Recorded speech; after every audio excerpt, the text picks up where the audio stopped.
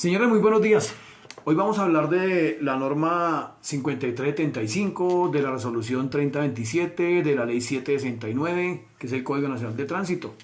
Nos vamos a referir expresamente a la infracción C35, la cual tiene bastantes comentarios y dudas, podríamos decirlo así, que es la que están aplicando los agentes en vía. Resulta que los agentes en vía, obviamente, tienen que tener el conocimiento de la norma 5375. No siendo la norma 5375 superior ni mucho menos ni a la ley 769 ni a la resolución 3027.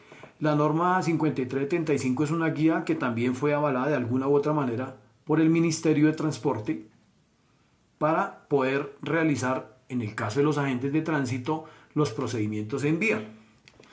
¿Por qué les digo esto? Por ejemplo, si llegásemos a transitar con un vehículo que tiene de pronto un mal funcionamiento en el sistema de frenos, entonces podríamos decir que si la norma no existiera, el agente tendría que subirse al vehículo y transitar unos metros para poder decidir si el vehículo estaba en malas condiciones técnico-mecánicas en cuanto al sistema de frenos.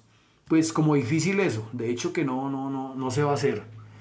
Lo que sí se puede hacer entonces es, sin desconocer, vuelvo y les repito, la ley 769 y la resolución 3027, apoyarse en la norma 5375, que es una herramienta que le dio, digámoslo, el ministerio, tanto a los CEAs como a los agentes en vía, para que puedan realizar e individualizar cada tipo de defecto en el sistema de mecánico de los vehículos que están transitando en las vías nacionales. No olvidemos que todo vehículo, según el artículo 28, debe cumplir con unas condiciones técnico-mecánicas mínimas para poder transitar en las vías nacionales, y que no ser así se podrían presentar muchos accidentes. Y no olvidemos que los agentes de tránsito, dentro de sus funciones centrales, está la de disminuir los accidentes, salvar vidas. Entonces, en el caso de, vamos a hablar de una infracción que ha sido muy polémica, que es la infracción en la cual incurren los poseedores de los vehículos tipo motocicletas. Les voy a hablar del silenciador, su ausencia, del dispositivo para producir ruido que le colocan y de la modificación propia de ese vehículo para poder llegar a colocar un sistema que produzca ruido, como los dispositivos. En la norma 5375, y es también una facultad que los agentes de tránsito de manera inherente la tienen, es poder hacer una revisión sensorial, una inspección sensorial. Obviamente la norma también habla de instrumentos de medición como el sonómetro, el profundímetro en el caso de la profundidad de las llantas, pero también se puede de manera sensorial. Voy a hablarles del sistema para producir ruido que le colocan, que es un dispositivo para producir ruido normalmente en las motos. Entonces, los agentes en vía, claro, que ellos tienen que tener el conocimiento que hay un artículo 28, como les dije inicialmente, que nos dice que los vehículos deben cumplir con unas normas, con unas condiciones mínimas para poder transitar en el territorio nacional.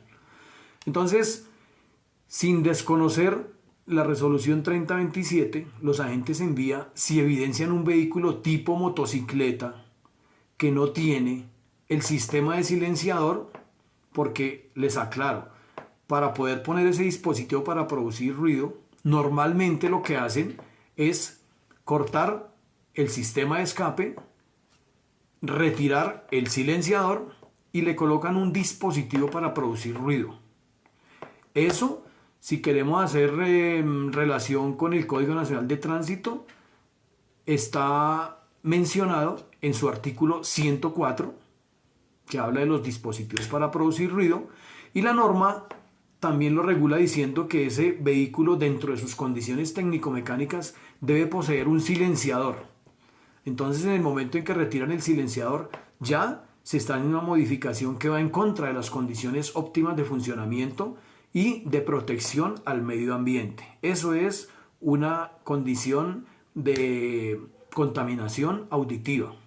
Y lo mismo, también de emisiones contaminantes, porque de alguna u otra manera el dispositivo que se llama silenciador también ayuda a disipar un poco las emisiones contaminantes. Las reduce, aunque en una cantidad mínima, pero ayuda a reducir lo que es la salida de monóxido y de hidrocarburos.